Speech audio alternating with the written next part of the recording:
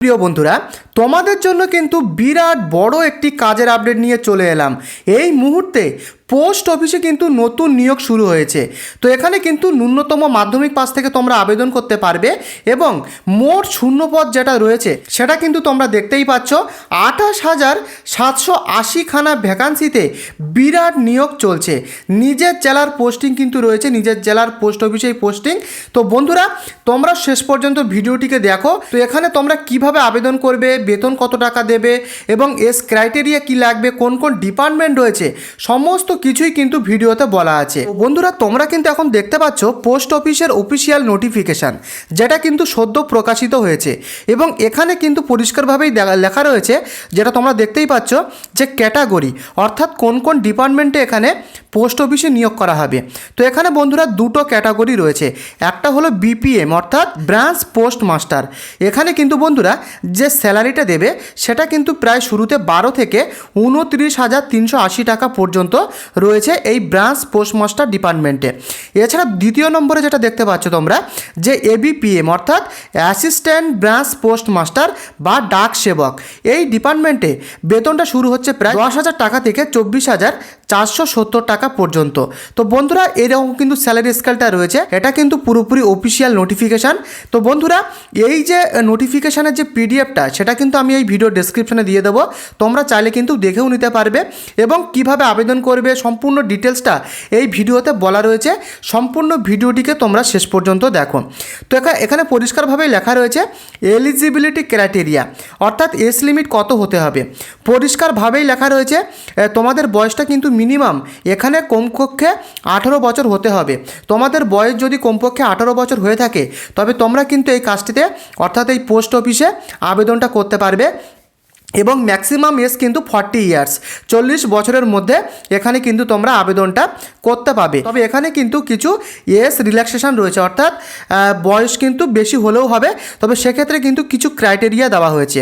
তুমি যদি schedule caste হয়ে থাকো তবে সেক্ষেত্রে কিন্তু 5 বছরের ছাড় পাবে, অর্থাৎ তোমাদের বয়স 45 বছরের মধ্যে হলে শিডিউল কাস্টটা কিন্তু এখানে আবেদন করতে পারবে।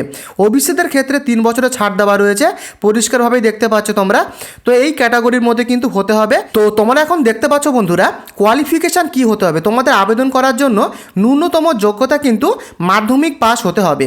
এখানে পরিষ্কারভাবে লেখা রয়েছে education qualification for engagement of GDS is secondary school examination pass certificate, অর্থাৎ মাধ্যমিক পাস হলেই কিন্তু তোমরা এই কাজটিতে অর্থাৎ এই পোস্ট অফিসে আবেদনটা করতে পারবে। তো এখানে কিন্তু তোমরা মাধ্যমিক পাস থেকে আবেদন করতে পারবে, এখানে পরিষ্কারভাবেই লেখা রয়েছে। তবে এখানে পরিষ্কারভাবে লেখা রয়েছে, দেখো ম্যাথমেটিক্স অ্যান্ড ইংলিশ এখানে কিন্তু হতে হবে। অবশ্যই মাধ্যমিকে কিন্তু ম্যাথমেটিক্স এবং ইংলিশ থাকে। তো এখানে কিন্তু তোমরা বলতে গেলে সকলেই প্রায় আবেদন করতে পারবে মাধ্যমিক পাস থেকে।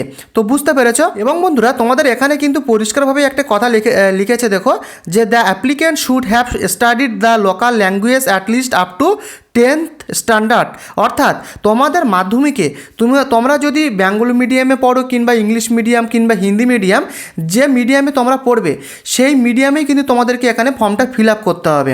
অর্থাৎ তুমি যদি বাংলা মিডিয়ামে মাধ্যমিক পাস করো সেক্ষেত্রে কিন্তু তোমাদের মাধ্যমিকের যে মিডিয়ামটা অর্থাৎ বাংলা মিডিয়াম, সেই বাংলা মিডিয়ামে কিন্তু ফর্মটা ফিল আপ করতে হবে।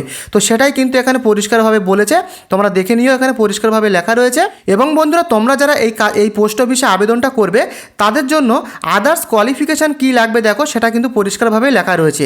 অর্থাৎ প্রথমেই লেখা রয়েছে নলেজ অফ কম্পিউটারের নলেজ কিন্তু তোমাদের থাকতে হবে। এছাড়া নলেজ অফ সাইকেলিং অর্থাৎ সাইকেল চালানোর দক্ষতা কিন্তু হতে হবে। তো এগুলো কিন্তু দেওয়া রয়েছে বন্ধুরা। এই আদার্স কোয়ালিফিকেশান কিন্তু হতে হবে এখানে আবেদন করার জন্য। তো সেটুকু মাথায় রেখে কিন্তু তোমরা এখানে আবেদনটা করবে। এর সাথে সাথে বন্ধুরা, এখানে দেখো কীভাবে আবেদনটা করতে হবে পরিষ্কারভাবে লেখা রয়েছে, অর্থাৎ হাউ টু অ্যাপ্লাই, তোমরা কিভাবে আবেদনটা করবে।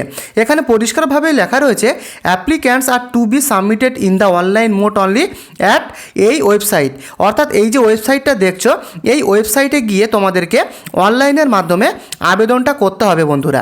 তো এই অনলাইনের যে ওয়েবসাইটটা সেটা কিন্তু আমি এই ভিডিও ডেসক্রিপশনে দিয়ে দেবো, যাতে তোমরা সহজেই আমার ডেসক্রিপশান থেকে গিয়ে ডাইরেক্ট এই ওয়েবসাইটে তোমরা ভিজিট করে আবেদনটা করতে পারো। তো এখানে কিন্তু অনলাইন অনলাইনের মাধ্যমে আবেদনটা করতে হবে সরাসরি পোস্ট অফিসের অফিসিয়াল ওয়েবসাইটে গিয়ে। তো দেখতেই পাচ্ছ ডেসক্রিপশনে দেওয়া রয়েছে এই ওয়েবসাইটটা। এবং বন্ধুরা এখানে একটা কথা পরিষ্কারভাবে লেখা রয়েছে, দেখো যে সিলেকশন ক্রাইটেরিয়া, এখানে কিন্তু পরিষ্কারই লেখাই রয়েছে the applicants will be shortlisted for engagement on the basis of a system generated merit list. অর্থাৎ কি বলতে চেয়েছে, এখানে কোনো রকমের কিন্তু লিখিত পরীক্ষা তোমাদের দিতে হবে না, কোনো রকমের লিখিত পরীক্ষা হবে না, এখানে কিন্তু শর্টলিস্টেডটা করানো হবে এখানে পরিষ্কারভাবে লেখা রয়েছে যে সিস্টেম জেনারেটেড মেরিট লিস্টের মাধ্যমে, কোনো রকম লিখিত পরীক্ষা ছাড়াই কিন্তু এখানে বন্ধুরা সিলেকশন বা শর্টলিস্টেড কিন্তু করা হবে। তো এখানে কিন্তু পরিষ্কারভাবেই লেখা রয়েছে সিলেকশন ক্রাইটেরিয়াটা। তো বন্ধুরা সবশেষে এবারে বলবো তোমরা কিভাবে এখানে আবেদনটা করবে। তো এখানে কিন্তু পরিষ্কারভাবে দেখতেই পাচ্ছ যে এখানে কিন্তু অনলাইন অ্যাপ্লিকেশনটা শুরু হবে ফেব্রুয়ারির 10 তারিখ থেকে মার্চের 3 তারিখ পর্যন্ত।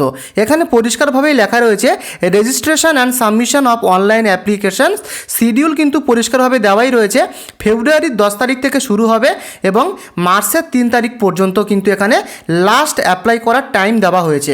তো বন্ধুরা তোমরা কিভাবে আবেদন করবে 10 তারিখের আগেই কিন্তু আমি দেখিয়ে দেবো, অর্থাৎ আগে কিংবা 10 তারিখে কিন্তু তোমাদেরকে আমি দেখিয়ে দেবো কিভাবে আবেদনটা করবে।